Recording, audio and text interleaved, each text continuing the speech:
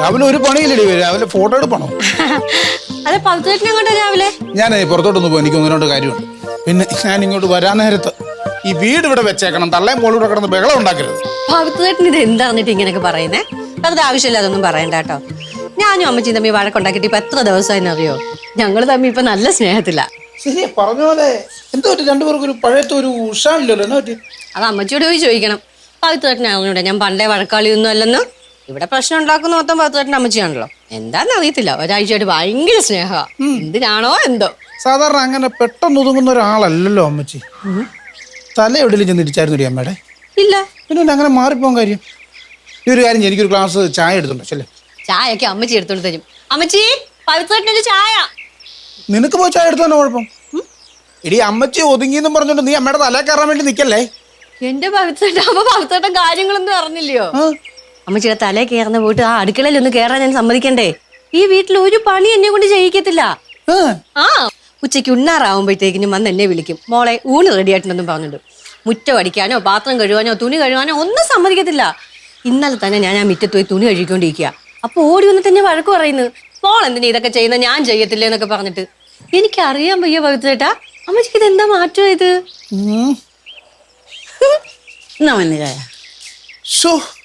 അമ്മച്ചിയുടെ മുഖത്ത് എന്നാ പ്രസാദം അമ്മയത്? ഹൃദ്രോഗിയായോണോ? കുറച്ചു മുമ്പല്ലേ അമ്മച്ചി എനിക്ക് ചായ തന്നത്. ഇനി നമുക്ക് ബ്രേക്ക്ഫാസ്റ്റ് കഴിക്കുമ്പോ കഴിക്കാം. പിന്നെ ചുരിദാറൊക്കെ ഞാൻ തേച്ച അലമാരിൽ വെച്ചിട്ടുണ്ട്. ഇനി വല്ലതും ഉണ്ടോ തേക്കാനായിട്ട്? എന്തിനാ അമ്മച്ചി ഇതൊക്കെ ചെയ്യുന്ന? ഞാൻ ചെയ്യത്തില്ല അതൊക്കെ. കുഴപ്പമില്ല പവിത്ര, എനിക്ക് ഇത്തിരി കാശ് വേണോടാ. പൈസക്കാണോ തുണി? അതല്ല, ഞാൻ പറഞ്ഞില്ല ഇന്നും കൂടി ഒരു പൂജ ഉണ്ടെന്ന്. അതും കൂടി ഇന്നും കൂടി കഴിഞ്ഞാലേ അത് തീരുള്ളൂ. എന്റെ അമ്മ ഈ പൂജ എന്നൊക്കെ പറഞ്ഞത് ഇപ്പൊ എത്ര രൂപയാണ് മുടക്കുന്നത്? ഇതിന്റെയൊക്കെ ആവശ്യമുണ്ടോ? കുടുംബത്തിന് നല്ലത് വരണമെങ്കിൽ അതൊക്കെ ചെയ്യണം. നീ പൈസ താ. എന്റെ അമ്മ എന്റെ കയ്യിലൊന്നും 10 പൈസയല്ലേ പോടുന്നു എന്ന് പറഞ്ഞാൽ എങ്ങനെയാണ്? നല്ലൊരു കാര്യം ചെയ്തിട്ട് ഇടക്ക് വെച്ച് മുടക്കണം, ശരിയാണോ? ഒരു കാര്യം ചെയ്യ്, ഞാൻ നോക്കട്ടെ, എവിടെന്നെങ്കിലും കിട്ടുവാണെന്നുണ്ടെങ്കിൽ ഞാൻ പൈസ കൊണ്ട് തരാം. പോരെ? എന്നടി അമ്മച്ചിക്ക് പറ്റിയേ? അമ്മച്ചി കംപ്ലീറ്റ് ഭക്തിമാർഗമാണല്ലോ ഇപ്പൊ. എന്തോ കാര്യമായിട്ട് സംഭവിച്ചിട്ടുണ്ട്. ഒരാഴ്ചയായിട്ട് പൂജയും കാര്യങ്ങളൊക്കെ ആയിട്ട് നടക്കുകയല്ലേ, അതിന്റെ മാറ്റം നല്ലതുപോലെ അമ്മച്ചിക്കുണ്ട്. ഇപ്പൊ വായിൽ കോലിട്ട് കുത്തിയാൽ പോലും അമ്മച്ചി കടിക്കില്ല. ദേ, കടിക്കത്തില്ലെന്ന് പറഞ്ഞോണ്ട് അമ്മച്ചിന്റെ വായി നീ കോലിട്ട് കുത്താൻ വേണ്ടി ഒന്നും നിൽക്കരുത്. അമ്മയുടെ സ്വഭാവം എപ്പോഴാ മാറുന്നതെന്ന് പറയാൻ പറ്റുമല്ല. അങ്ങനെ ഒന്നും സംഭവിക്കത്തില്ല. അത് നിനക്കെങ്ങനെ അറിയാവുന്നേ?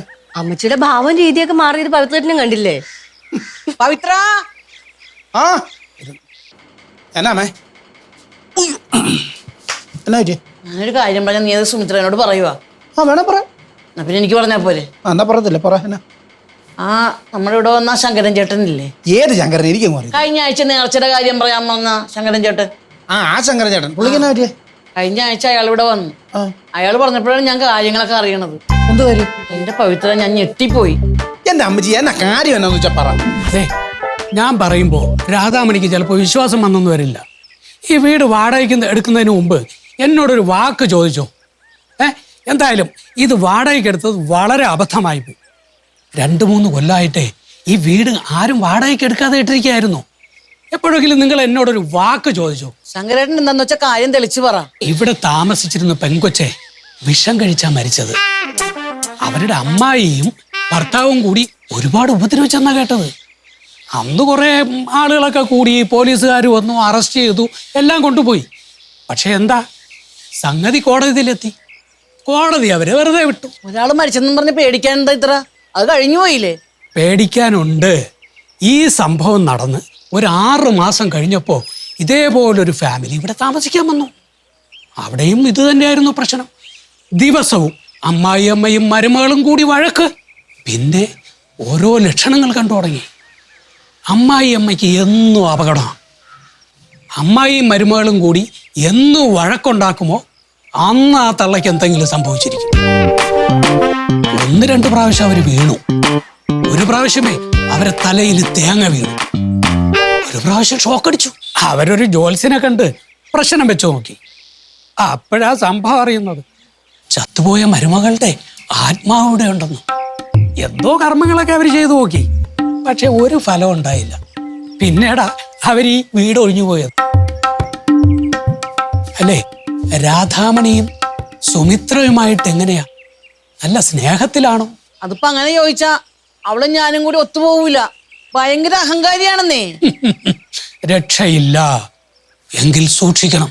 പെണ്ണിന് കാവലായേ ആത്മാവുണ്ടാവും. അതെന്താ ചെയ്യുക എന്ന് പറയാൻ പറ്റില്ല. മറ്റുള്ളവരോട് കളിക്കുന്നത് പോലെയല്ല പ്രേതത്തോട് കളിക്കുന്നത്. നമ്മുടെ കയ്യിൽ നിൽക്കുന്ന ഗ്യാസല്ലേ, സൂക്ഷിച്ചാ നമുക്ക് കൊള്ളാം. ഇതാണോ വലിയ കാര്യം? എന്റെ അമ്മ ഇന്നത്തെ കാലത്ത് ഇതൊക്കെ ആരെങ്കിലും വിശ്വസിക്കും? ആദ്യം ഞാനും വിശ്വസിച്ചില്ല. പിന്നെ അയാൾ പറഞ്ഞ ഓരോ കാര്യങ്ങൾ ആലോചിച്ച് നോക്കിയപ്പോഴാണ് അതിൽ കാര്യമാണെന്ന് മനസ്സിലായത്. എന്താ കാര്യം എന്നാന്ന് പറ. ഞാനേ സുമിത്രയോട് വഴക്കിടുന്ന ദിവസങ്ങളിലൊക്കെ എനിക്ക് ഓരോ അപകടങ്ങൾ സംഭവിച്ചിട്ടുണ്ട്. ആദ്യം ഞാൻ എന്റെ കയ്യിൽ ചൂടുവെള്ളം വീണ്. ഇത് കഴിഞ്ഞ് കറക്കി കഴിഞ്ഞപ്പോ കൈ മുറിഞ്ഞ്. ഇത് കഴിഞ്ഞ് സ്വിച്ച് തൊട്ടപ്പോഴത്തേക്കും ഷോക്ക് അടിച്ച്.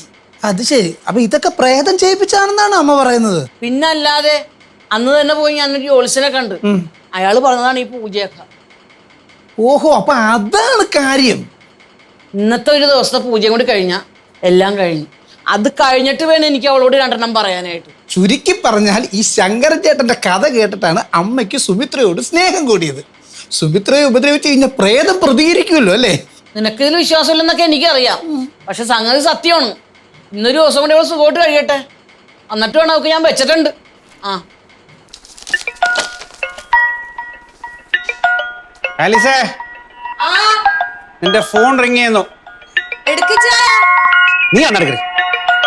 നിന്റെ ഫോൺ ഞാൻ എന്തിനാ എടുക്കുന്നു? പ്രൈവസിയാണ് ഫോൺ.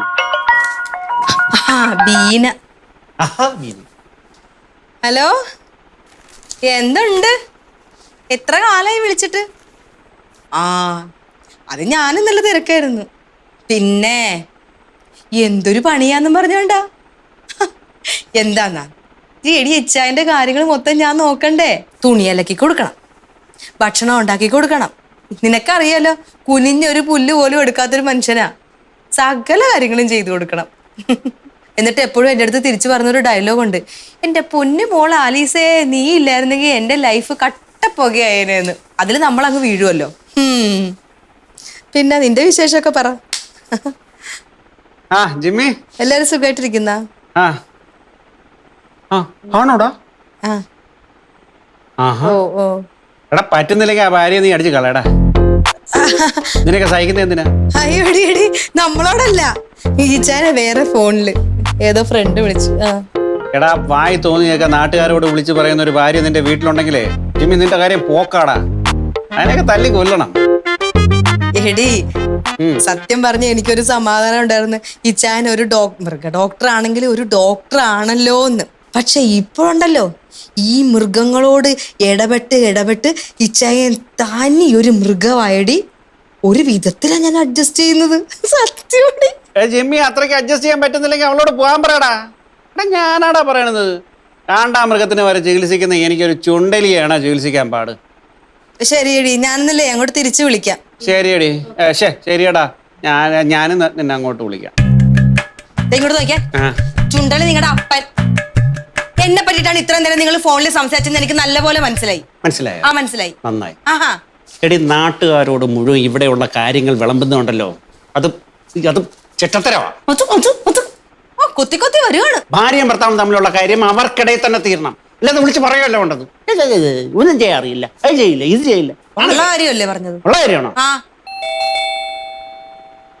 ആരാന്ന് പോയി നോക്കു ചുണ്ടലി. സൗകര്യം പോയി നോക്കടി.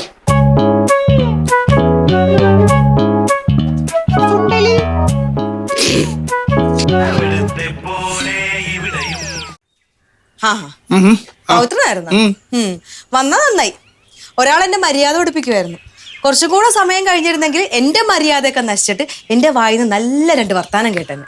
ഞാൻ ഡോക്ടർ സാറിനെ കാണാൻ വേണ്ടിട്ട് വന്നായിരുന്നു. ആണോ? മര്യാദ പഠിക്കണോ? അകത്തോട്ട് വിളിക്കാം.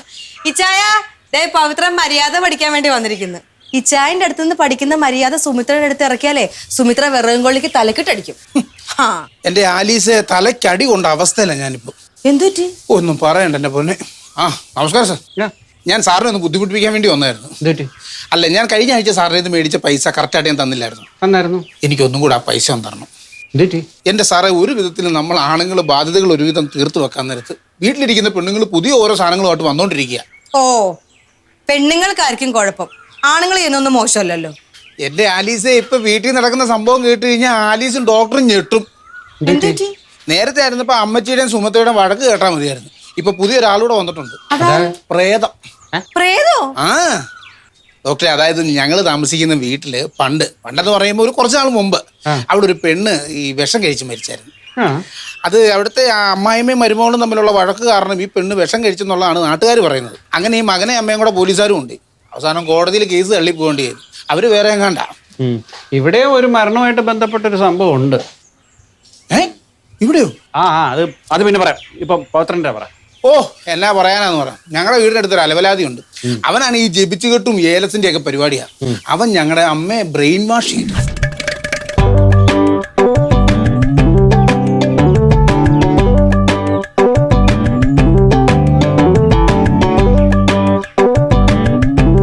എന്നാ പറയാനാന്ന് പറയാം. ചത്തുപോയ മരുമകൾ പ്രതികാരം ചെയ്യാൻ വേണ്ടി വീട്ടിൽ കിടന്ന് കറങ്ങുവന്ന അമ്മച്ചി പറയുന്നത്. അതുകൊണ്ട് ഇപ്പൊ എന്നാ വീട്ടിൽ നേരം നോക്കിയാലും പൂജയും ഹോമവും ഒക്കെയാ. എന്തോരം കാശുരമുള്ള കാര്യമെന്നറിയോ? പൗത്രൻ അവരെ പറഞ്ഞ് മനസ്സിലാക്കി കൂടെ? ഇതിലൊന്നും ഒരു കാര്യമില്ല സാറേ. ഇപ്പൊ ഞാൻ പറയാം അമ്മച്ചി ഇവിടെ പൂജയും കാര്യങ്ങളൊന്നും വേണ്ടെന്ന് പറഞ്ഞാൽ അമ്മച്ചി പറയും ഞാൻ സുമിത്ര പറഞ്ഞിട്ട് പറയുന്നതെന്ന് പറയും. അല്ല, ആ ഒരു കണക്കിന് നോക്കിയാൽ ആ പ്രേതം അവിടെ ഉള്ളത് സുമിത്രയ്ക്ക് ഗുണമാണ്. ഇന്ന് ലാസ്റ്റ് പൂജയാന്ന് പറഞ്ഞാൽ ഇന്നോടുകൂടി പ്രേതത്തിനെ പിടിച്ചു കിട്ടും. ഈ പ്രേതത്തിനെ പിടിച്ചു കെട്ടുമ്പോൾ ഏറ്റവും കൂടുതൽ പണി കിട്ടാൻ പോകുന്ന ആർക്കിട്ടാ? സുമിത്രയ്ക്ക് കിട്ടും. ശരിയാ. എന്നാലും അമ്മച്ചി പറയുന്നത് എനിക്ക് കേൾക്കാതിരിക്കാൻ പറ്റുമോ? സാറേ, ഞാൻ പറഞ്ഞതേ എനിക്ക് ആ 2500 രൂപ മതി. ഒന്ന് മറിക്കാൻ പറ്റുമായിരിക്കുമോ? 2500 രൂപ എടുത്തുണ്ടോ? ചെല്. ഇവിടെ എന്നായിരുന്നു ഈ പ്രശ്നം എന്ന് പറഞ്ഞേ? ഇവിടെ വരുന്ന വാടകക്കാരെയൊക്കെ പ്രേതക്കഥ പറഞ്ഞ് ഓടിച്ചോണ്ടിരുന്നതേ അപ്പുറത്തെ വീട്ടിലെ സത്യപാലൻ സാറായിരുന്നു. അറിയാമല്ലോ.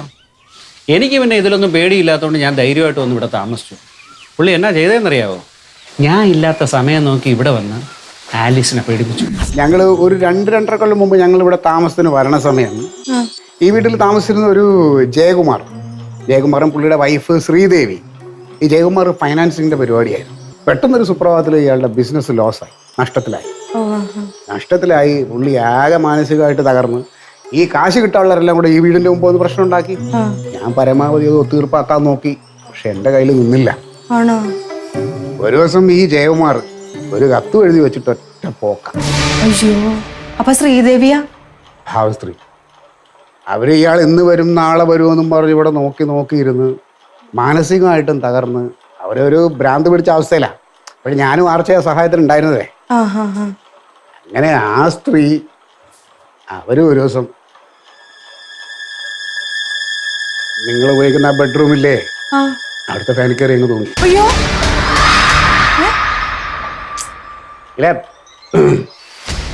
എന്നിട്ട് എന്താണ് ആർച്ച രാവിലെ ഒന്ന് പരമാവധി വിളിച്ചു നോക്കി, തുറക്കണില്ല. പിന്നെ സ്റ്റേഷനിൽ എന്നെ അറിയിച്ചു. ഞാനും ഒരു പോലീസുകാരനും കൂടെ ഒന്ന് ചവിട്ടി തുറന്നപ്പോൾ ആ ഫാനിൽ സാരിയിൽ കെട്ടി തൂക്കി നിൽക്കുക.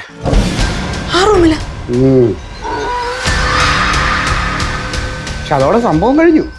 പിന്നെ ഈ നാട്ടുകാരുണ്ടല്ലോ, നാട്ടുകാർ ഓരോന്ന് പറഞ്ഞിങ്ങനെ ഇടയ്ക്ക് അവിടെ എന്തോ ലൈറ്റ് കാണുന്നുണ്ട്, സ്ത്രീയുടെ ഒച്ചപ്പാടും വിളിയും കേൾക്കണുണ്ടോ എന്നൊക്കെ പറഞ്ഞിട്ട് അങ്ങനെയൊക്കെ ഒരു പറച്ചിൽ കേട്ടു. എന്നിട്ടെന്നാ ഞാനൊരു ദിവസം ഹോസ്പിറ്റലിൽ നിന്ന് വരാൻ ലേറ്റ് ആയിരുന്നു. അന്ന് ആലിസ് പേടിച്ച് നേരെ അപ്പുറത്തേക്ക് തന്നു. ആലിസ്, എനിക്ക് പെട്ടെന്നൊരു ഫോൺ വന്നു സ്റ്റേഷനിൽ നിന്നേ. അത്യാവശ്യമായിട്ട് എനിക്ക് പുറത്തോട്ട് പോകണം. ആലിസ് പോയിട്ട് ആർച്ച വന്നിട്ടോ? അയ്യോ, അത് പറ്റത്തില്ല. എനിക്ക് അപ്പുറത്തോട്ട് പോകാൻ പേടിയാ. ഞാൻ ഇച്ചായം വന്നിട്ടേ പോകത്തുള്ളൂ. എന്ന് പറഞ്ഞാൽ അങ്ങനെ എനിക്ക് പുറത്തോട്ട് പോയേ പറ്റുള്ളൂ. സാർ എന്തൊക്കെ പറഞ്ഞാലും ഞാൻ അപ്പുറത്തോട്ട് ഇപ്പൊ പോകത്തില്ല. ഇത് വലിയ കഷ്ടമായില്ല. പിന്നെ എനിക്ക് പുറത്ത് പോകണ്ടേ? അങ്ങനെയാണെങ്കിൽ ഞാൻ ആ വരാന്തയിൽ ഇരുന്നോളാം. അതൊന്നും ശരിയാവില്ല. ആലിസ് പോകാൻ നോക്കിയേ. പോ കുട്ടി, കരയാതെ പേടി അവിടെ പോയിരിക്കും. ഇതാരെ ആലീസോ? ഇതെന്താ പതിവില്ലാതെ? എന്താ പ്രശ്നം? എന്ത് പ്രശ്നം? ഒരു പ്രശ്നമല്ല. ആലിസ് നിന്നെ കാണാൻ വേണ്ടി ഇവിടെ വന്നു. ഞാൻ പറഞ്ഞു നീ വരാൻ വൈകുന്നു. അപ്പൊ ആലിസ് നിന്നെ കണ്ടിട്ടേ പോകുള്ളൂ എന്ന് പറഞ്ഞു. അല്ലേ ആലിസ്? അല്ലാതെന്താ? അതിന് ആലീസ് ഇതിനെ കരയുന്നേ?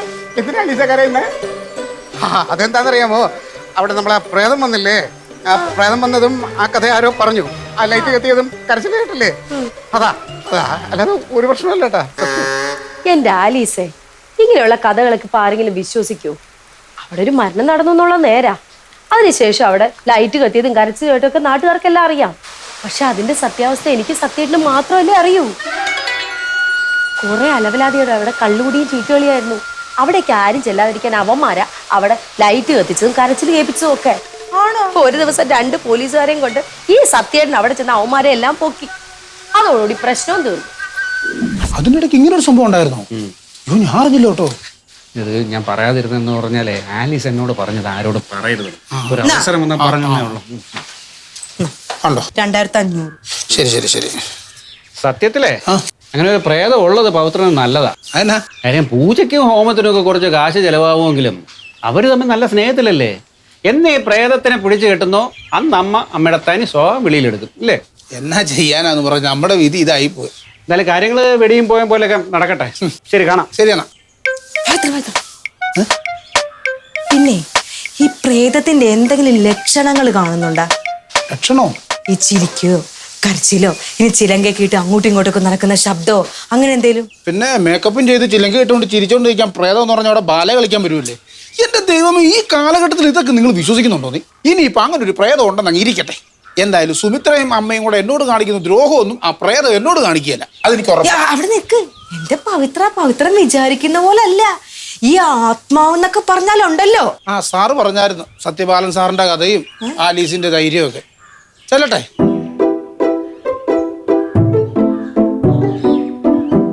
ഉഷ്ണതരംഗം കർശന നിയന്ത്രണം കേട്ടോ. നീ ഇച്ചാൻ എന്ത് പണിയാ ഇച്ചായ കാണിച്ചത്? ഞാൻ പ്രേതത്തെ കണ്ട പേടിച്ച കാര്യമൊക്കെ പവിത്രനോട് എന്തിനാ പറഞ്ഞത്?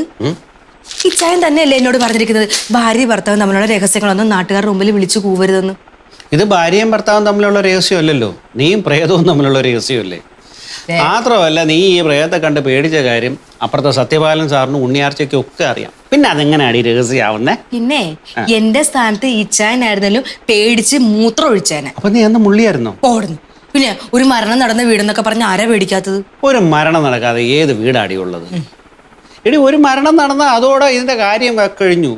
പിന്നെ ആരും വെള്ള സാരി ഒന്നും ഉടുത്ത് വന്ന് പാട്ടും പാടി പേടിപ്പിക്കാനൊന്നും വരത്തില്ല. ഈ ചായന് വിശ്വാസം ഇല്ലായിരിക്കും, പക്ഷെ എനിക്ക് നല്ല വിശ്വാസമുണ്ട്. എന്റെ നാട്ടിലെ എത്രയോ പേര് പ്രേതത്തിനെ കണ്ട് പേടിച്ചിട്ടുണ്ടോന്നറിയോ? എന്നിട്ട് ആ പ്രേതം എന്തെങ്കിലും പറഞ്ഞായിരുന്നോ? ഓലക്കേടെ മൂട്. അങ്ങനെയൊക്കെ പറയുള്ളൂ. എന്റെ പൊന്നു മോളെ, ഈ ഇലക്ട്രിസിറ്റി കണ്ടുപിടിച്ചതിന് ശേഷം പ്രേതങ്ങളൊന്നും റോഡിൽ ഇറങ്ങാറില്ല. വെളിച്ചത്ത് ഇത് വർക്കൗട്ട് ആകത്തില്ല. ഇതൊക്കെ ഇലക്ട്രിസിറ്റി കണ്ടുപിടിക്കുന്നതിന് മുന്നെയാണ് പ്രേതകഥകൾ നിന്നിരുന്നത്. ഈ ചാൻ ഓരോ ന്യായമൊക്കെ പറഞ്ഞ് ഇവിടെ ഇരുന്നു. സ്വന്തം അനുഭവത്തിൽ വരുമ്പോഴത്തേക്ക് പഠിക്കും.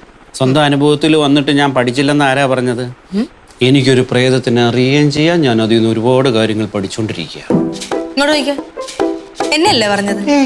എന്നെയാ പറഞ്ഞത്? അല്ലടി, ആണ്. എനിക്ക് മനസ്സിലായി. എന്നെ യക്ഷിയാക്കി ഇച്ചായൻ. ഞാൻ യക്ഷിയാണെങ്കിൽ ഇച്ചായൻ കുട്ടിച്ചാത്തൻ. കുട്ടിച്ചാത്തൻ. അതെ, കുട്ടിച്ചാത്തൻ യക്ഷി. Made for each other. മോള് പറഞ്ഞതുപോലെയല്ല ഞാൻ അമ്മയോട് പറഞ്ഞിട്ടുണ്ട്. പിന്നെന്താ പ്രശ്നം? എന്റെ ശങ്കരേട്ട പ്രശ്നം എന്താന്ന് വെച്ച് കഴിഞ്ഞാല് അമ്മ ഏതോ ഒരു ജോത്സ്യനെ പോയി കണ്ടു. അയാളെ പ്രേതത്തെ ഒഴിപ്പിക്കാമെന്നാ പറഞ്ഞത്. അതിനുള്ള പൂജയും കർമ്മങ്ങളൊക്കെ നടന്നുകൊണ്ടിരിക്കുക.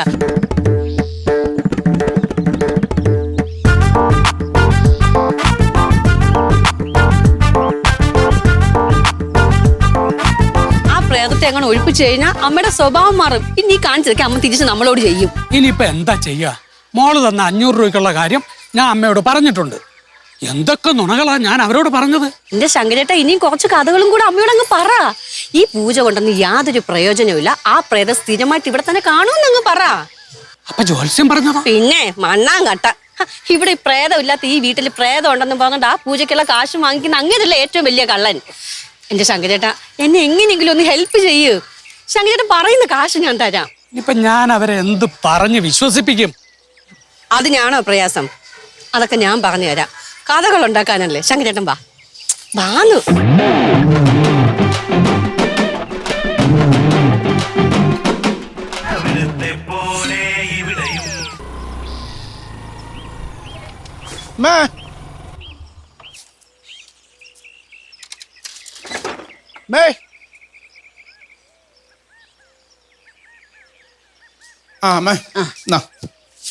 അമ്മ പറഞ്ഞ പൈസയുണ്ട്. ഇത് ഞാൻ ആ ഡോക്ടറെ ഇന്ന് കടം മേടിച്ച പൈസയാ. ഇനി പൂജ നടന്നില്ലെന്നും പറഞ്ഞുകൊണ്ട് പ്രേതം പിടിക്കണ്ട. ഇതോടുകൂടി തീർത്തോണം. ഇന്ന് അവസാനത്തെ പരിപാടി അത്. പിന്നെ ഇനി പ്രേതം ഭൂതം ആത്മാവ് എന്നൊക്കെ പറഞ്ഞു വന്നാൽ എൻ്റെ കാശ് മുടക്കാനില്ല, കേട്ടല്ലോ. ഇന്നത്തോടു കൂടി പ്രേതത്തിന്റെ കാര്യത്തിൽ തീരുമാനം ഉണ്ടാക്കണം. വേണ്ടി വരില്ല പവിത്ര. ഇന്നത്തെ കൊണ്ട് ഈ പ്രേതത്തിന്റെ കാര്യത്തിൽ ഞാനൊരു തീരുമാനം ഉണ്ടാക്കും. ഉണ്ടായാ മതി. പവിത്രേട്ടൻ വന്നോ? ഞാൻ ഇങ്ങനെ വിചാരിക്കായിരുന്നു എന്താ പവിത്രേട്ടൻ വരാൻ വൈകുന്നേന്ന്. ഇല്ല, ഞാൻ അമ്മയ്ക്ക് പൂജ ചെയ്യാനുള്ള പൈസ ഒന്ന് കൊടുത്തേക്കാന്ന് വെച്ച് വന്നാ. എന്റെ പവിത്രേട്ടാ, ഇങ്ങനെ അമ്മച്ചി ചോദിക്കുമ്പോ കാശ് കൊടുക്കാൻ നിന്ന് കഴിഞ്ഞാലേ അതിനേ നേരെ ഉണ്ടാവുള്ളൂ. ഇനി ചോദിക്കുമ്പോ ഇല്ലാന്നങ്ങ് പറഞ്ഞേച്ചാ മതി. എടി ഞാൻ ഇങ്ങനെ കാശ് കൊടുക്കുന്നതിന്റെ ഗുണം നിനക്കാ. ഇപ്പൊ എന്തായാലും അമ്മച്ചി നിന്നോട് വഴക്കിനൊന്നും വരുന്നില്ലല്ലോ. അതിപ്പോ പവിത്രേട്ടൻ കാശ് കൊടുത്താലും ഇല്ലേലും അമ്മച്ചി എന്നോട് വഴക്കിനൊന്നും വരത്തില്ല. എടി ഇത് സംഭവം എന്നാന്നറിയോ? പിന്നെ അമ്മച്ചി പറയുന്നത് ഇവിടെ എന്തോ പ്രേതം ഉണ്ടെന്നും പറഞ്ഞുകൊണ്ടാണ് ഈ പൂജ എല്ലാം ചെയ്യുന്നത്. മനസ്സിലായോ നിനക്ക്?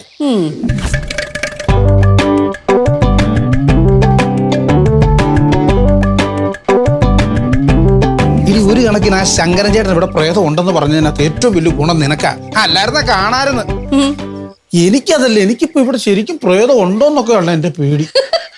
എന്റെ പവിത്രേട്ടാ, നിങ്ങൾക്ക് എന്നെ ഭ്രാന്തുണ്ടോ? പവിത്രേട്ടൻ ഈ ഭൂതത്തിലും പ്രേതത്തിലും ഒക്കെ വിശ്വസിക്കുന്നുണ്ടോ? എന്റെ പവിത്രേട്ട അതൊന്നും ഇല്ല. ഇതൊക്കെ ആൾക്കാർക്ക് വെറുതെ തോന്നുന്നതല്ലേ. എടി നിനക്കിതിനൊന്നും പേടിയില്ലേ? എന്തിനു? എനിക്കൊരു പേടിയൊന്നുമില്ല. എന്റെ ഇത്രയും നാളത്തെ ജീവിതത്തിനിടയ്ക്ക് ഞാനൊരു ഭൂതത്തെയോ പ്രേതത്തെയോ ഒന്നും ഇതുവരെ കണ്ടിട്ടില്ല. ഇതൊക്കെ ഓരോരോ അന്ധവിശ്വാസങ്ങള്. പിന്നെ അമ്മച്ചി ഇനി കാശ് ചോദിച്ചു വരും. 5 പൈസ കൊടുത്തേക്കല്ലേ. ഈ വീട്ടില് പ്രേതം ഉണ്ടെന്ന് അമ്മച്ചി വിശ്വസിക്കുന്നിടത്തോളം കാലം എനിക്ക് സമാധാനത്തോടെ കഴിയാലോ. എന്റെ പ്രേതവേ.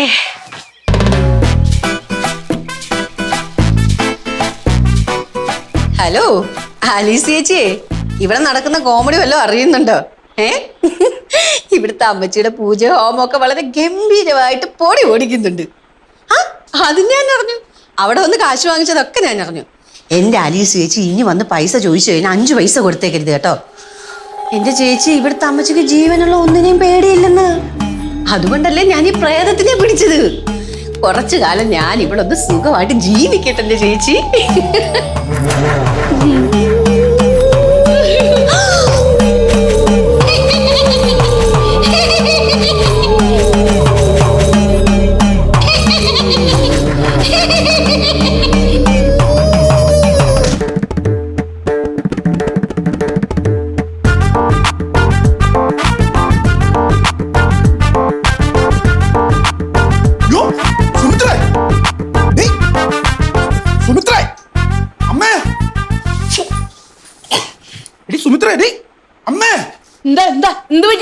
എന്നറിയുന്നില്ല, എന്താ ഒച്ച കേട്ട് ഞാൻ ഓടി വന്നു ഇവിടെ ഇങ്ങനെ കിടക്കുക.